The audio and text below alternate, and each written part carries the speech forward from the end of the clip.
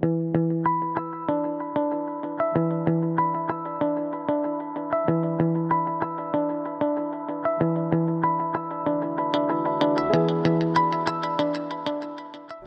Dr. Drainage here. Today we're going to talk about the NDS 10-inch round valve box. This valve box is about 10 inches in diameter and about 11.5 inches tall. It comes in a variety of colors: black, green, sand, and purple for reclaimed water. It can be used to cover an irrigation control valve, a sewer cleanout, or many other applications.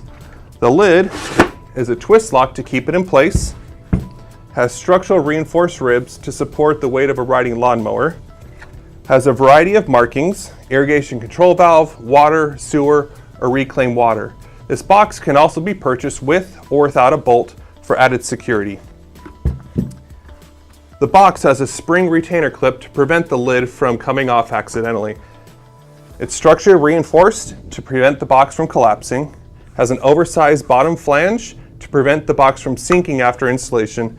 The bottom lip can also be cut to make for an easier installation. For more information on our valve boxes or other NDS products, visit our website at ndspro.com. I'm Dr. Drainage. Talk to you later.